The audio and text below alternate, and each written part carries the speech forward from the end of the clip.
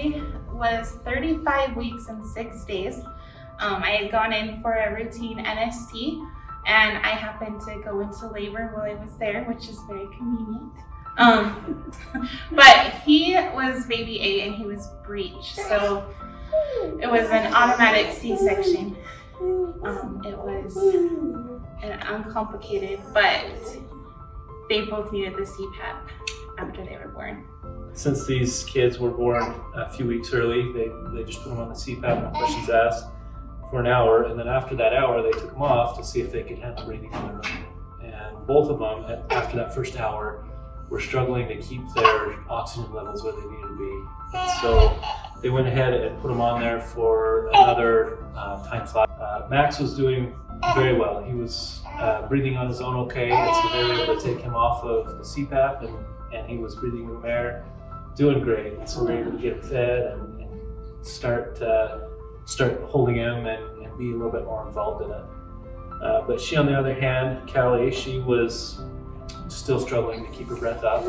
She was grunting and really working to breathe. And so in order to get the next steps figured out and how to deal with that, they introduced the TeleNICU program over to us. They brought over the monitor that they called over to IHC in Provo, and we're able to bring on Dr. Mogos. And she came on, was able to look at the baby.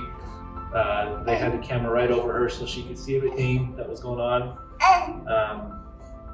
And then she was able to give a really good assessment. All the information was provided for her on how things were going. Dr. Graham was there to answer questions and to coordinate what had already been done, what they had tried, and how to solve the problems that she was facing. So Dr. Mogos was able to advise. She advised them to put her on for another time slot and keep her on that oxygen for a while, and try it again. And so we did that. We did that a third time with her.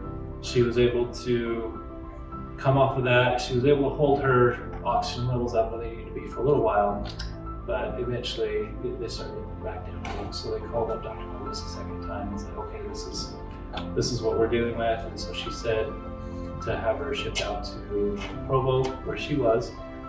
So she got life flighted out, and I went out to meet her, and that was a pretty scary thing. So we felt like the specialists were involved from the beginning. We felt like there was definitely this plan set forward that we were available to witness and be a part of that plan from the beginning. They even asked us as parents questions before going on and making some of these plans and decisions. And so we were able to work together. It was familiar faces that I was seeing when I got there. I was able to call Jody and talk to her, and Dr. Mogos talked to her too. She was already familiar with Dr. Mogos, and we were able to keep working together throughout the whole process. And as a mom, the hardest thing is to have your child life flighted.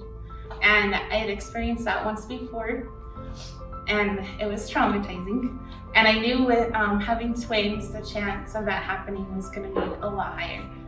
And I was so grateful that I was able to keep Max with me.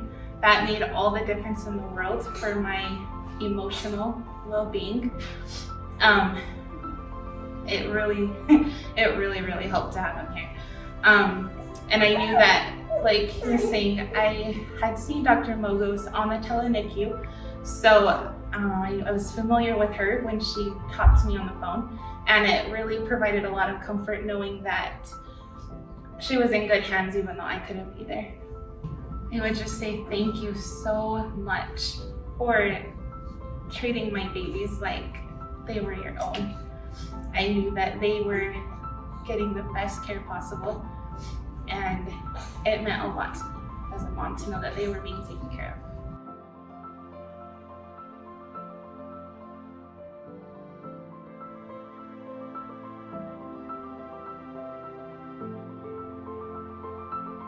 So I'm Dr. Graham. I'm one of the physicians that cover the newborn nursery.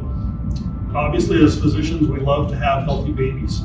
If all my babies could come out looking great, that'd be great, but obviously that's not why I'm there.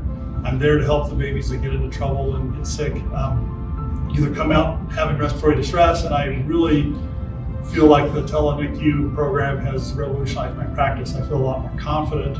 I have expert experience that exceeds my own training to back me up right there. That has really made me feel comfortable with the clinical decision making. Oftentimes, it's just nice to have the neonatologist say, "You're doing everything we would do, baby looks great, keep up the work, good work." Made such an investment of time and energy and training.